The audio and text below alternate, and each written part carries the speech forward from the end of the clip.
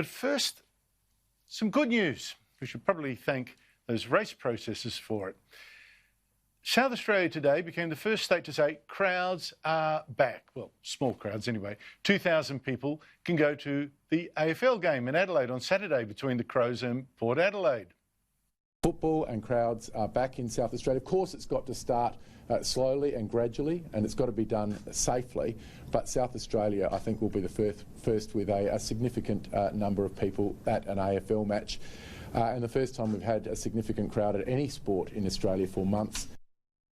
There are also reports this evening that New South Wales could follow suit with a couple of games there. And all that's great, but I have to say that South Australia particularly should have relaxed bans like that weeks ago. It hasn't had any community transmission of the virus for a month. And when you see the rate of new infections around the country has been so very low for more than 6 weeks, you have to think that some states have been ridiculously slow in relaxing some of the bans that have been killing the economy. And killing a bit of fun too. But suddenly it seems a lot of people have had enough and they're demanding change. And for that, I have to thank those protesters on Saturday who broke all the virus rules. Those protesters who ignored these social distancing laws that the rest of us have had to obey for months. Now, those protesters thought they were raising a really big political issue, race. Turns out the big political issue they really did raise was these bans. Did we really need them to be so tough when 20,000 people, or even more, could march in our streets with almost none of them being fined? And with some politicians even declaring they would not be fined either, like the Police Minister of Victoria's far-left government. You've got 10,000 people there. It's impossible to start doing infringements without it causing massive safety issues for police. Now, voters aren't stupid. They could see how that hands-off policing of a left-wing protest had contrasted with the very physical policing by Victoria Police last month of protesters who were actually calling for these virus bans to be eased, or with how New South Wales Police got so tough with a mother who last month also protested against the bans, they even ripped her son out of her arms. Why is she under arrest? Why is she under arrest? Give me the kid.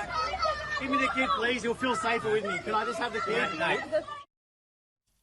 Well, those very political double standards became even more obvious today when newspapers published photographs of police yesterday chasing fishermen off a pier in Melbourne, even though the chances of catching the virus out in the sun and the sea air are about as close to zero as you could have. And suddenly even the most hard-line premier in the country was under fire and backpedalling. It's simply not practical to be issuing thousands and thousands of fines or potentially locking up thousands and thousands of people.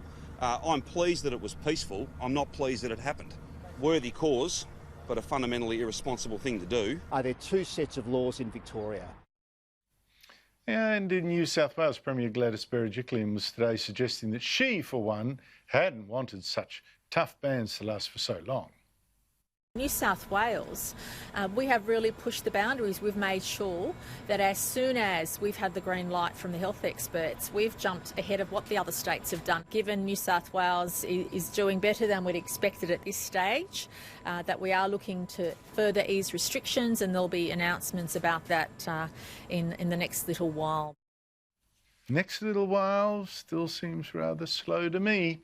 And business groups certainly are getting very restless, like the live entertainment industry, which wants to have crowds allowed again by spring or even earlier.